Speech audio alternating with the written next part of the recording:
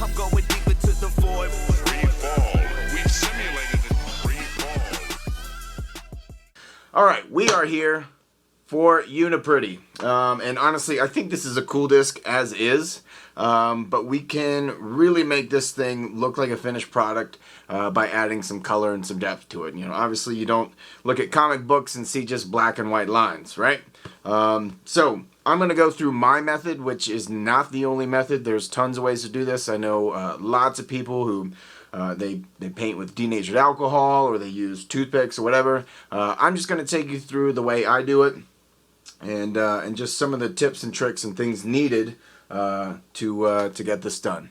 So let me switch some things around and we'll get right to it. Alright, first we're going to go over the supplies that we use, and you can kind of sub some of these things out, like maybe the colors if you have to, but these are all pretty basic. You know, number one, your brushes. Most of these I think I just got at Walmart. I think a couple of them I got at like an art store. These are Artist Loft. They're a little nicer, but just you know, make sure you're getting synthetic brushes that aren't going to get eaten away by the acetone, and that you rinse them off very well once you're done. Okay, after that, you know, just paper towel is always a must. I got Q-tips. We can use those for blending.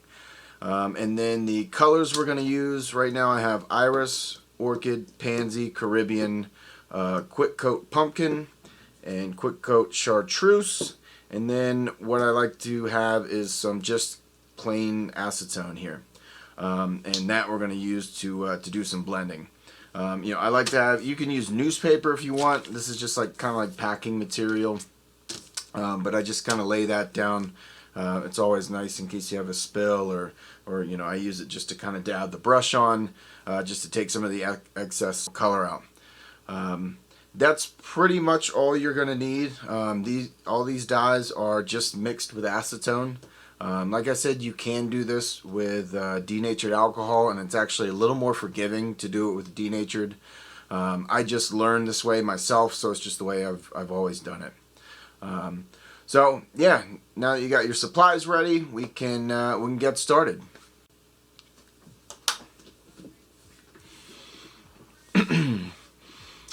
Okay, so this first step is going to be pretty easy, because all we're going to do is go through with our chartreuse, and I'm going to do the moon and then all the stars. So I mean, this part is, like I said, this is pretty much just like coloring in a coloring book. Nothing too difficult about this. You are going to want to probably put a couple layers. And one cool thing you can do, I'll show you in just a minute, is when you're doing this, sometimes it's tough to see where you've gone, because the yellow can be a little light. And I have, if you have a UV light, you can actually just go over with the UV light and you can see exactly where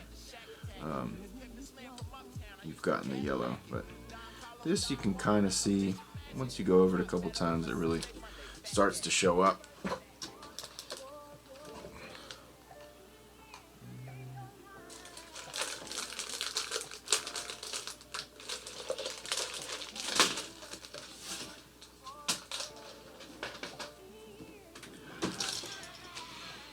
But yeah, so UV light, and you can see just where you've colored because it glows. But yeah, and for this, I'm just using a bigger brush for my bigger areas, like the moon here. And once we get to like some of the stars and some of these little like dangly chain links there, we can switch over to a smaller detail brush. But for this, you know, we are just coloring in the lines, and it's super easy.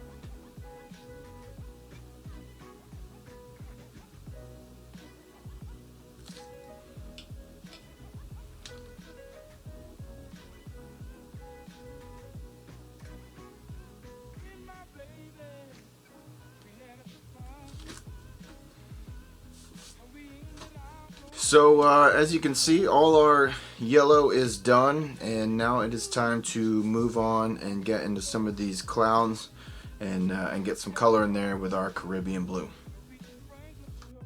What we're gonna do here is, this is where our just our clear acetone comes in.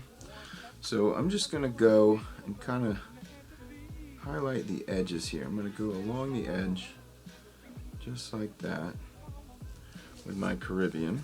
I really like the way Caribbean brushes on. And I'm gonna do a little darker, like a couple, I'm just gonna add like a couple more layers closer to the black line. And that's gonna make it a little bit darker there.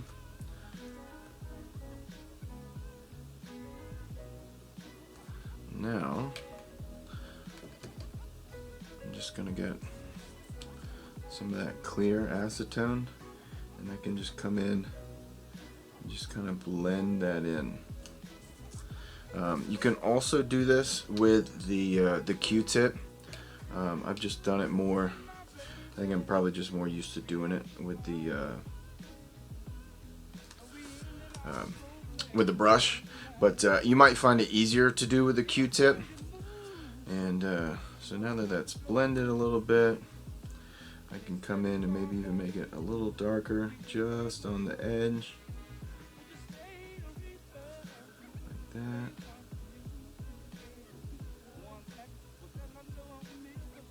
You can see we're getting that nice color in there. Just gonna move up here and do the same thing.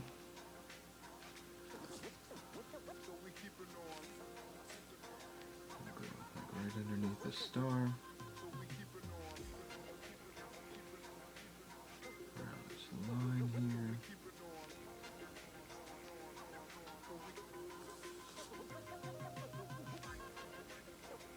And just kind of go around the border of this whole thing.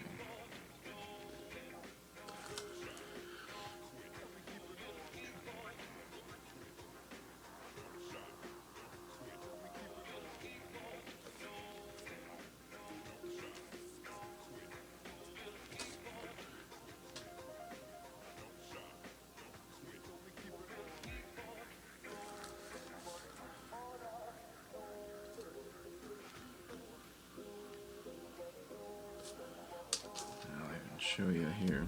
We can go in with the Q-tip and do this same thing here. Alright, we're just blending that in so there isn't a harsh like brush line. And it might take a couple. You can also, so they have I just haven't gotten them yet. They have the fine point Q-tips. And they work extremely well for this as well. So put that on your shopping list as well. Just those the fine tip Q-tips.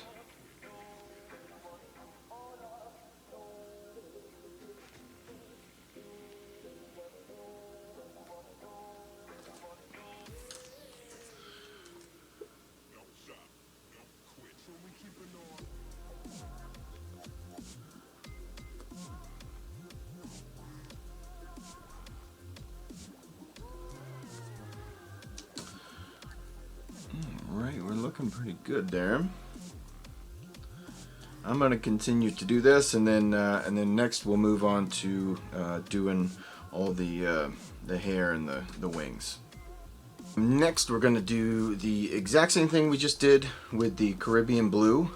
We're going to do with our quick coat pumpkin, and you can notice I kind of just went back in with the blue and just did, you know, another layer right along the edge just to kind of make it a little bit darker. So you have that gradient from the darker blue to light. You can even go back in with a dark, you know, if you have, you know, Sonic Blue or any of your other blues, you can use those too. You know, I encourage you just, you know, take a practice disc or the bottom of a disc or something, and just maybe practice doing that. Getting your shading going from a darker, and then using either a Q-tip or your brush, and just using that to just blend it out so it goes from, you have that gradient from darker to light. Okay, so now I'm going to go in and do that same thing with the pumpkin, and just go all around the areas where I think there might be like a little shadow, or where it just needs to be a little bit darker.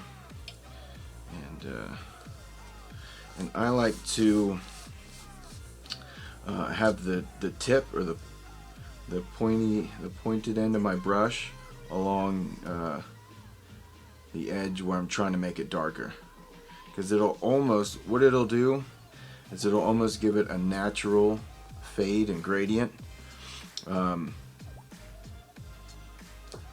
if you have it that way. Same thing here, just gonna go along.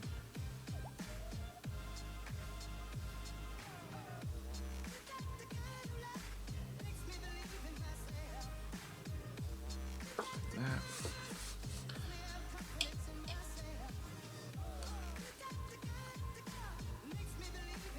Right down here.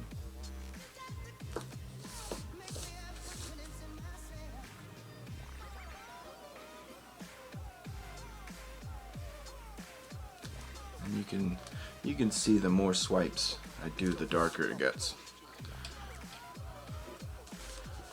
Come in here.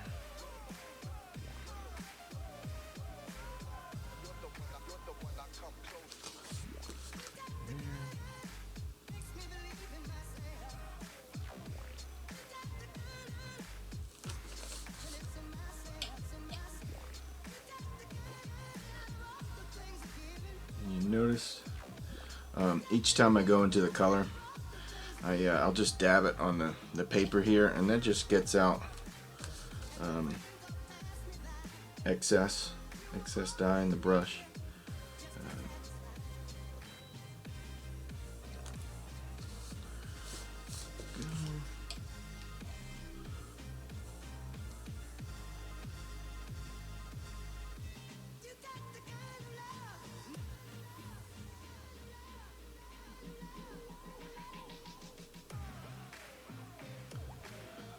My head is not in the way. It definitely is in the way, isn't it?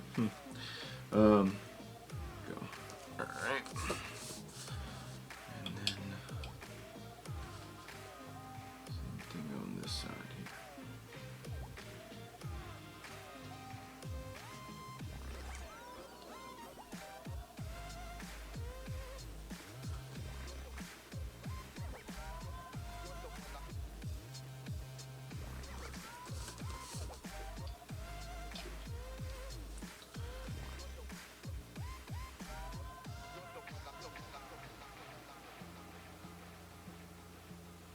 I was about to head back to Mercury when I saw a meteor. I tracked it on the viewscope to see if it was headed toward any shipping lanes. Yes. It was still pretty big on the screen and suddenly vanished. Alright, and I think that's it. If you want to, I'm not going to, I'm just going to leave the horn white, but I could probably go in and do that. Alright, so the last thing we're going to do is go in and do all the hair the same way we've done everything else. I got my three kind of colors of purple to pink here. Let's see what we got. And this, you're gonna kind of want to use a finer brush. And so what I'm gonna do, just go right on the edge here.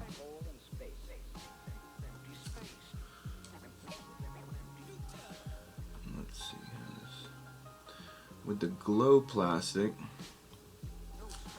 Yeah, see, I'm not thrilled at that way that iris is showing up. So I'm gonna switch over to orchid. I'm just gonna go along right here. And same thing with that clear acetone, and you can just blend it right in. See how that blended in real nice? I'll switch the camera around here in a few minutes and try to get a close-up of that. And then I'm gonna maybe do some pansy as well. And I'll bring that a little further out.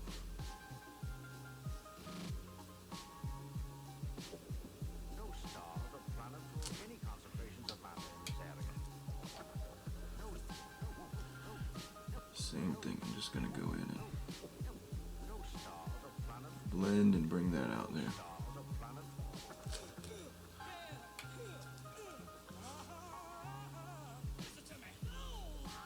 And again, if you want to, you can, this is a little more detailed, it's a little harder to do with these Q-tips in particular, but if you get the detail, the pointed Q-tips, they work very well. And then I actually can, let's see what this iris does now. If I go back in with that iris, no, it's not really making it as dark as I want. Alright, so we'll just stick with the orchid. I think that's working fine for our darker areas. And I'm just going to come down here and do the same thing right here. Just bring that out a little bit.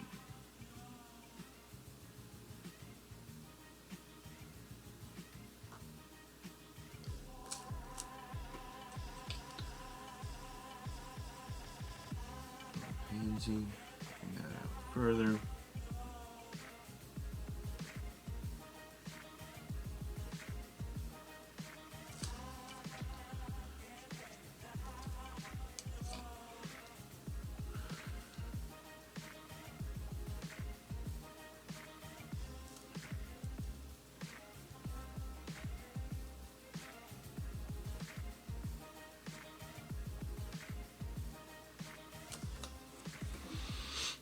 Okay.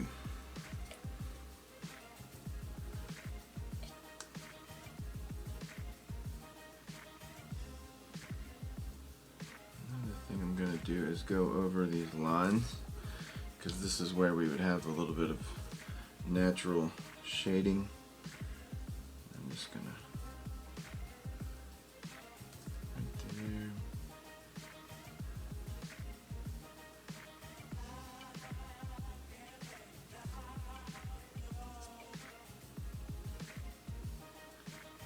And down here.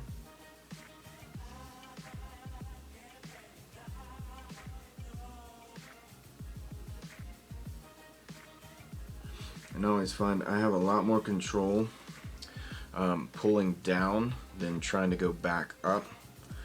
So if you have to turn your disc whichever way, you can do that, and that can help with your control a good bit.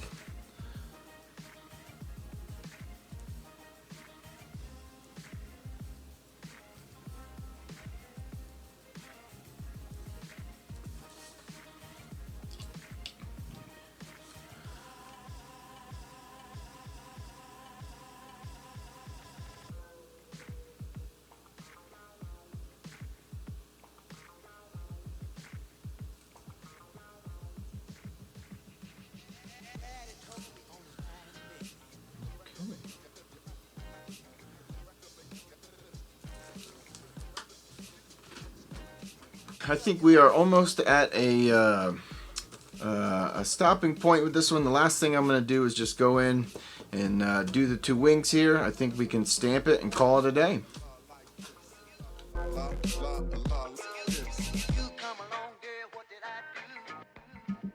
A lot like this.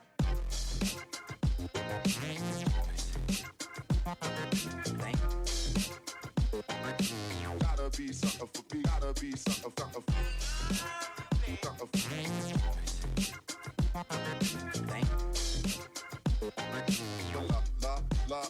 like this. Okay guys, that's it. I hope you learned something. I hope you enjoyed that. We are all done. We got another piece of flying art. We got the money stamp on there. If you haven't picked up a reactor, I highly suggest you go and do that. They're a phenomenal mid-range. But yeah, that's gonna be it for today. You know, if you like that, please hit the like button, subscribe, and I'll have more stuff coming out for you soon. I hope I see you out there in the course. Later guys. Tune the fate of this union to the right pitch.